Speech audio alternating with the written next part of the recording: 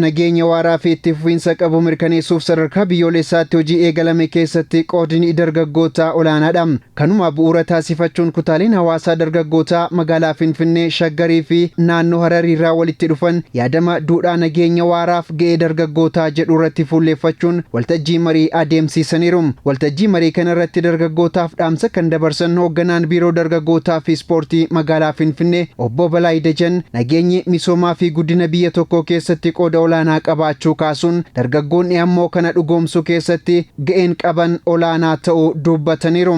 አሁኑ ትውልድ ወጣቶች በሰላም እሴት ግንባታ ላይ ትልቅ ሚና አለን። dhaloonni amma dargaggoonni ijaarsa duudhaa nageenyaa keessatti gahee olaanaa qabu.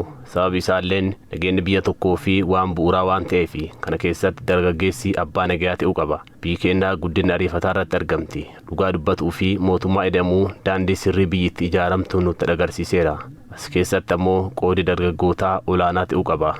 Ijaarsaa fi guddina biyya tokkoo keessatti ga'een dargaggoo olaanaadha kan jedhan dargaggoonni waltajjii marii kana irratti hirmaatan hojiin nageenya waareessuu akka biyyaatti eegalame akka lafa qabatuuf dirqama irraa eegamu kan baatan ta'uu himaniiru.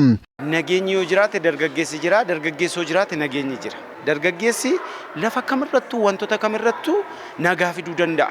Wantoota barbaadus immoo balleessuu danda'a. Ergaan ani dargaggeessa keenyaaf dabarsu wantoota arge kamirratti fiiguu odoo hin taane maddi nagaa eessadha. Isaan kanarratti dargaggeessi keenya hubannoodhaan bal'isanii akka nageenya irratti hojjetan jechuu barbaada. Nageenya keenyaaf maaltu nu barbaachisu yeroon dargaggoonni karaa hojii seenuudha. Namni hojii qabu yeroo waan biraa yaaduu qabu. Kanarratti akka biyyaattis fakkeenya taane naannoon teenya naannoo nageenya naannoo jaalalaati. Nageenyi jechuun dargaggeessi jechuun biyya kana jigus biyya kana ijaarus dargaggeessi. Dargaggeessi hin jiru yoo ta'e uumaa waan nama wanni jedhu hin jiru. Maaliif akka abbootiin keenya akka wanni keenya nu gorsetti nageenya waan hundayyuu taananii nagaa jechuun dargaggeessi dhaabbannee wanni jennee utubaa biyya kanaa taanee biyya kana gara fuulduraatti ceesisuu qabna. Itoophiyaa keessatti nageenya waaraa fi sirni siyaasaa cimaan akka dagaagu taasisuuf marii fi olaantummaa yaadaatti amanuun dhimma murteessaa ta'uu kan eeran hoogganaan biiroo dargaggoo fi ispoortii magaalaa Finfinnee obbo Balaayi Dajan dargaggoonni holola sobaa karaa adda addaatiin rakkoo uumuuf lallabamuu irraa bilisa ta'uun ijaarsa biyyaa fi nagaaf waloon dhaabachuu qabu jedhan. የክርክር የውይይት እና የሐሳብ የበላይነት መሆን አለበት እንጂ ጦረኝነት ሀገር ወደ ኋላ ያስቀራል።